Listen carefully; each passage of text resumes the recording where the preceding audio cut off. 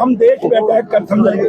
तो आपके सामने बाईसरण हुआ, पहलगाम में हुआ, उसके बाद भी कितने हादसे आपके कठुआ में हुए, आपके चिनाब वैली में हुए, कितने लोग मारे गए। तो इनको बताओ, इनको पूछो कि आपने इसी वादे के साथ जम्मू कश्मीर में स्टेट का दर्जा हटाया था कि यहाँ उग्रवाद खत्म हो, क्यों नहीं खत्म हुआ? इसलिए हम हमेशा डॉक्टर फारूक अब्दुल्ला साहब ने, उमर अब्दुल्ला साहब ने हमेशा एक बात कही है कि मिलिटेंसी चाहे किसी भी मुल्क के अंदर है या किसी भी देश या स्टेट के अंदर है, वो हमेशा खतरनाक है, उसको खत्म करना हमारा काम है। और नेशनल कॉन्फ्रेंस वो जमात है जिसने अपने मिनिस्टर खोए इस मिलिटेंसी में, अपने लीडर खोए, कितनी बड़ी कुर्बानियां इस नेशनल कॉन्फ्रेंस की हैं। इसलिए ये सवाल आप बीजेपी से पूछें कि ये बार बार उग्रवादी कहाँ से आ रहे हैं, ये मिलिटेंट कहाँ से आ रहे हैं, ये इनकाउंटर क्यों हो रहे हैं, जब आप कहते हो कि जम्मू कश्मीर में उग्रवाद खत्म है। सर दूसरी तरफ जो कश्मीर में हजरतबल में हुआ है नेशनल एम्बेसी के साथ, तो वहाँ पर कुछ लोगों को अभी डिटेन किया जा रहा है, कैसे आप देखते हैं? और ये जो घटना हुई है क्या ये उचित? देखिए, जब भगवान राम जी का मंदिर बना या दुनिया में या देश में जहाँ भी चाहे मंदिर बने, चाहे गुरुद्वारे बने या मस्जिद बने, आज तक कभी रवायत नहीं रही कि वहाँ पे कोई स्टोन को या कोई पत्थर कोई लीडर लगाएगा।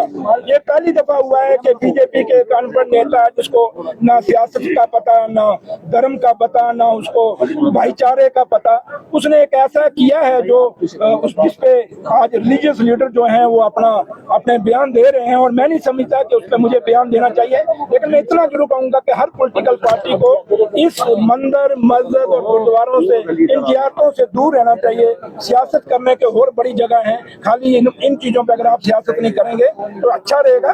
अगर इन जगहों पे जाना है तो उस भगवान, उस अल्लाह को, उस भाई गुरु को नाम ले, ना कि वहाँ पे जाके। तो श्री माता वैष्णो देवी 40 से ज्यादा श्रद्धालुओं की मोदी स्पेशल कमेटी का गठन हुआ है, लेकिन कार्रवाई अभी तक किसी पर नहीं है। मैंने आपको वही कहा कि ये यहाँ पे इस माता श्राइन बोर्ड का जो श्राइन बोर्ड है माता वैष्णो देवी का, इसके चेयरमैन एलजी साहब है। और जब यात्रा नहीं रुकी, ये लोग मारे गए, तो वहाँ जैसे अगर कोई कल बात होती है तो चीफ मिनिस्टर पर आएगी, जम्मू कश्मीर के उमर साहब पे आएगी, कोई ऐसा हादसा होगा इन्होंने क्यों नहीं किया। तो आज पूरी बात जो है वो एलजी साहब पे जाती है। जो कमेटी बनाएगी वो एलजी साहब के मुलाजिम है, वो उनके अंदर आते हैं। तो इसलिए हम हिंदुस्तान की सरकार से अपील करते हैं, ऑनरेबल होम मिनिस्टर साहब से, कि आप दिल्ली के सुप्रीम कोर्ट के जज की क़यादत में कोई कमेटी बनाएं जिसमें एलजी साहब का भी रोल देखा जाए, उसमें सीओ साहब का भी रोल देखा जाए, और जो एजेंसी हैं जिन्होंने वहाँ गलती की सबका रोल देखा जाए। तो त्रिकुटा पर्वत पर जो बुलडोजर चलाया जा रहा है, एक मंदिर माना जाता है त्रिकुटा पर्वत को, लेकिन उस पर जिस तरह से देखिए, जो अमित शाह साहब की जो मीटिंग हुई, जो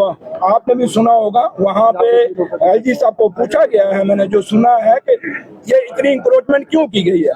माता वैष्णो देवी पे जो चीजें बनाई गई हैं, मैं कुछ चीजें यहाँ नहीं कहना चाहूंगा, ये कहीं बड़ा सवाल खड़ा करता है कि हमारे पुराने टाइम में लोग यात्रा करते थे, आज आप गुंडोला भी ऊपर लेके जा रहे हैं, गाड़ियां भी ऊपर लेके जा रहे हैं, सड़कें भी लेके जा रहे हैं, सब कुछ। ये तरक्की के नाम पे माता का व्यापार बंद होना चाहिए। मेरी माँ बड़ी शक्तिशाली है, मेरी माँ ने जम्मू कश्मीर को बहुत कुछ दिया है, इस हिंदुस्तान को बहुत कुछ दिया है। वहाँ माँ का खून चूसने के बजाय, माँ के ऊपर एक बिजनेस बनाने के बजाय आप माँ में श्रद्धा रखें।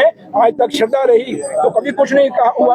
आज जब बिजनेस के लिहाज से आप माता वैष्णो देवी को देखेंगे तो फिर वहाँ कहीं ना कहीं आपको ये चीजें, माँ की शक्ति जो है, क्योंकि हम उस आस्था से आते हैं, जहाँ हम गलत करेंगे वहाँ हमारा भगवान जो है हमें सजा देगा। ये सजा मिलनी इनको चाहिए, लेकिन मिली उन गरीबों को है जो गरीब वहाँ यात्रा करने के। नेशनल सिंबल को जो तोड़ा गया है, FCSC की मांग की जा रही है, जिन लोगों ने इस तरह की हरकत, मैंने वही कहा कि वो चीज जो है गलत है कि अगर किसी की आस्था से नहीं करना चाहिए, छेड़छाड़ नहीं करना चाहिए। जैसे हमारा अपना धर्म है, मैं हिंदू हूँ, अगर मेरे हिंदू धर्म पे कोई छेड़छाड़ करने की कोशिश करेगा तो मैं किसी भी पॉलिटिकल पार्टी में आऊंगा, मैं बोलूंगा।